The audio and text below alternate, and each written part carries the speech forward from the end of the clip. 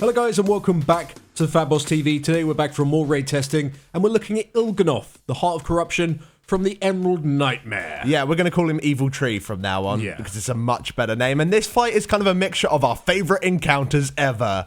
Blast Furnace and Hellfire Assault. Yay! It's not actually that bad, but either way, what do you need to do with this fight? Okay, so you start outside of a tree and you need to get inside the tree. However, a big eye blocks the way inside. So you need to kill the eye, but the eye takes no damage from players. So instead, you need to kill 4 different types of adds outside. Whenever you do kill an add, it will spawn a blob that will fixate on a player. When you kill that blob, it will explode and deal damage to the eye if it's in range. So you just need to blow up enough blobs on the eye so you can get inside, start dealing some damage to the boss for a bit before needing to leave the tree and just start it all over again. So really, in order to deal with this fight, you just need to understand what each add does and what you need to do to counter them. And one thing to note going into this video, a lot of the damage numbers are really low, especially in Phase 1. Blizzard did actually state that the damage numbers were too low. They said they're going to be buffing them significantly, so it's probably going to look very different on live servers.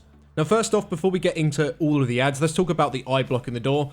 This guy, like Alex said, he takes no damage from players, he has a 99% damage reduction, and all he does is cast a single ability, which is Nightmare Gaze. This is a chain lightning effect. He'll just pick a single target, he'll send it out, it deals a very tiny amount of damage.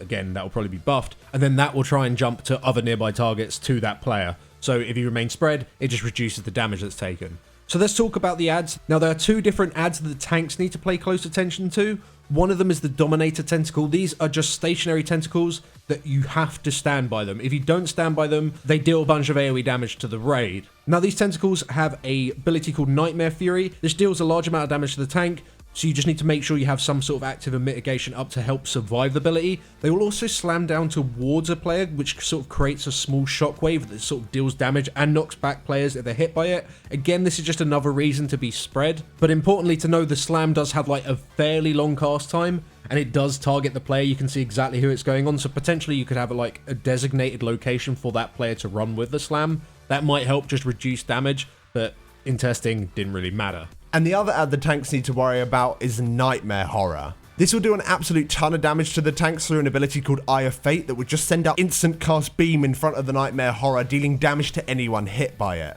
It applies a 30-second debuff which increases the damage taken from the Eye of Fate by 50%, and this does stack up. This is probably the most painful ability in this phase, and in order for the stack to drop on the tanks, you need to taunt on 2, and the second application of this ability really hurts. Like, this is the perfect time to be using external cooldowns as well as big personal cooldowns. As long as you face the add away from anywhere else and you don't just turn it suddenly, you shouldn't hit any of the DPS, which it will pretty much one-shot, and you should be fine. One really annoying thing about this Eye of Fate ability is that it doesn't have any cast time. So while testing, it was a little bit difficult to time those external cooldowns, but on live servers with timers, and maybe if they do add a cast bar, it will make dealing with that ability a lot easier. On top of doing this I-beam, the horror will also constantly keep spawning goo underneath itself. If you stand inside these patches, it just deals ticking damage. You just got to make sure you're not stood inside them. We found this a little bit annoying because we decided just to keep the horror next to all the rest of the ads so we can constantly keep cleaving, but providing you don't move him too much, there shouldn't be too much goo for you to deal with. Other adds in the encounter that you don't need to tank are the Corruptor Tentacles. All these tentacles do is spam an ability called Spew Corruption. This is a really long cast that will apply a debuff to a player.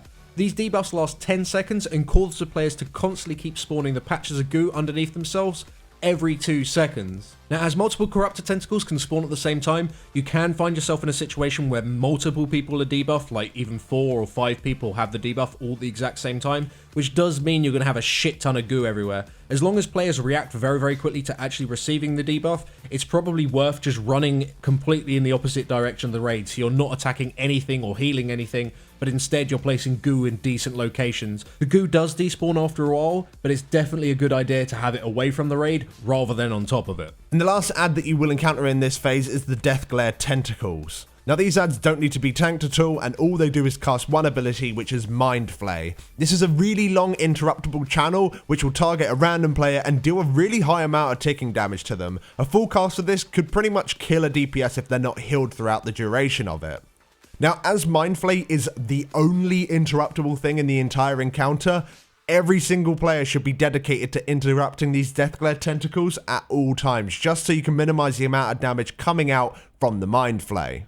Each time you kill any of these adds off, blobs will spawn out of them called Nightmare Ickers. You get 2 blobs from all the tentacles and 4 blobs from the Nightmare Horrors. Now these blobs won't do anything apart from just fixate on a random target and slowly chase them down. If they reach that player, they'll melee hit them. The melee damage from them is like next to none, but it will apply a dot that can ramp up very, very quickly. So it's a good idea probably not to face tank them, but the dot can be dispelled. Now when you kill a blob, they'll start to cast Nightmare Explosion. At the end of this cast bar, they'll just do a large amount of damage to any nearby players, but more importantly, they will remove 5% of the eye's HP, providing they're in range of it. So you need to blow up 20 blobs in total in order to remove the eye, so you can go inside the tree and kill the boss. It's kind of a boss thing, I suppose. So the only question really is, when is the best time to kill the blobs? We found that killing like blobs one after another each time it spawned wasn't really a good idea. It felt a lot better to just constantly keep on top of all of the adds in the encounter. And then as soon as we get a moment of downtime, we bring all the blobs to the door and then just completely clusterfuck AoE them as much as we possibly could, primarily with things like Bladestorm. Yeah. Bladestorm's like ridiculously overpowered in alpha right now. We just blew them up almost instantly and then just made sure that all the players moved away from it so they wouldn't take any damage from the explosion, because each explosion that you take also applies like quite a nasty dot, and if that stacks up too high, again, you're just going to probably just die. So the idea is you just clump them all up, you AoE them all down, you do that enough times, and then you'll finally enter the tree. Now, before you want to go running into the tree like, oh, we can go kill the boss now. No, hold on. Any adds outside do remain active, and these adds just cause a lot of pain and irritation in the limited space that you have inside, so it's generally best to kill them off before going inside. And if any blobs are still alive, it is also very important to kill them off quickly as well, because if a blob enters the inside of the tree, they'll instantly explode and actually do a very high amount of damage to the entire raid. This damage is kind of manageable if it's like only 1 or 2, but any more than that and you'll very, very quickly wipe. So any adds outside, finish them off before you go and fight the tree. Once you're inside the tree, you have to deal with some of the boss mechanics. He only has a couple of things you need to deal with, one of which is Cursed Blood. This is a debuff just placed on a load of your raid at the exact same time. It will deal light ticking damage for 8 seconds, and then it will explode, dealing around 1 million damage to anyone within an 11-yard circle around you. Now this debuff is always going out, and because the room is so small, it can be tricky to kind of move out of the way of your debuffed allies, especially with a larger raid size. So what we decided to do is have everyone stacked up inside the boss's hitbox. You can actually sit right inside of our strange evil tree tumor fella, and there's like no reason not to be right inside him. Once the debuff does come in and everyone is inside, you just have the debuff players move to the sides of the room, explode, and then come back in. If they do decide to add some sort of collision with the boss so you can't go inside him, because it is a little bit weird, you could just kind of hug him real tight and you could kind of use the same strat and it'll be absolutely fine. Now, unfortunately, you can't stay in this room forever because the boss is casting something called Dark Reconstitution.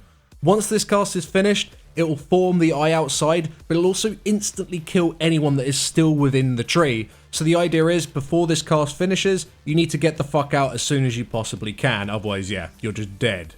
And once he has finished that cast, and you are back outside, the phase just begins again, and it's exactly the same, except now the tentacles and everything else seem to be spawning in slightly different locations, so much so that it did start to feel like Blast Furnace, because you actually needed to split the tanks, because there were tank tentacles on either side of the tree. Yeah, so it seems like the more phase ones you go through, there'll be different orders of adds and different like strategies on how you have to kill it, and different downtime points where you want to explode the Ickers and all that kind of stuff, so it does change. It's not the same phase one over and over again, so you do have to keep an eye out when you're dealing with new phase ones. And that is literally the encounter, there's nothing else to it, so it's kill all the adds, blow up the blobs on the eye, go inside, do as much damage as you possibly can, before the cast finishes, get the fuck out, repeat.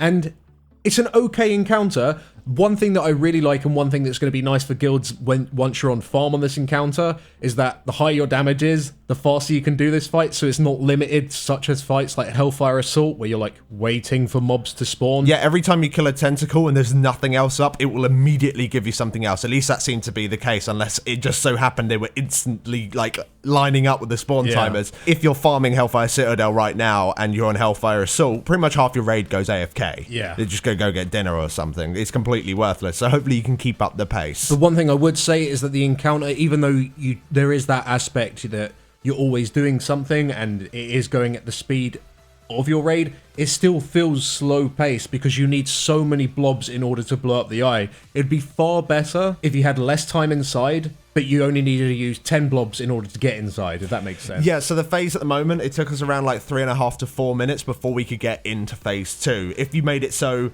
I don't know, it took 2 minutes and you could only spend 20 seconds inside rather than the normal 40 seconds, then it'll just cycle quicker. So it always feels like you're doing something. And I think that's, to be honest, you could do that, or you could just make it so the ads outside maybe have a little bit more of an impact. At the moment, as we said, the damage numbers are low, but even the mechanics they are doing, if they did like a ton more damage, they're still a little bit boring to deal with. You got the debuff, move away, interrupt the ad, and then that's pretty much it for DPS. You don't really do much more. And the healers, it's you can move out with the debuff. That's pretty much it. So like the ads themselves are a little bit dull. So I don't really know what you can do. Maybe increase the volumes of them and reduce their health pool. Maybe something like that, or just kind of add a couple more mechanics. But it is only heroic mode, so of course Mythic, they are adding extra things that we have to fight. And maybe and stuff. we might sound a little bit negative. It's not a terrible fight. No. It's just I think it could be easily improved. Yeah, I think so. I really like how it looks. It's a very cool looking encounter. It looks great. Like I love the fact that we're killing a tree. Like, that's just great. Something new in it. Yeah, exactly. But yeah, it's just the pacing could be improved. And even on the inside, maybe a little bit. Like the inside, it is very fast paced. You're getting these debuffs. You've got to keep an eye out, and it's all moving and stuff. But maybe like one extra thing for you to deal with. Yeah. Of course, if you got ads outside, then you have like a trillion extra things to deal with, and you get fucked. But maybe on the inside, the boss could like maybe cast like different types of debuffs instead of just the same one over and over again. It's like, oh, I got it, move to the side, move back to the middle. It is fast paced, but is quite repetitive as well, which kind of sums up the fight. It isn't particularly slow, but it's just very, very repetitive. But thank you very much for watching, guys. If you enjoyed this little preview, then please do drop us down a like. It helps us out a lot, and we shall see you in the next one. Thanks for watching. Thanks for watching.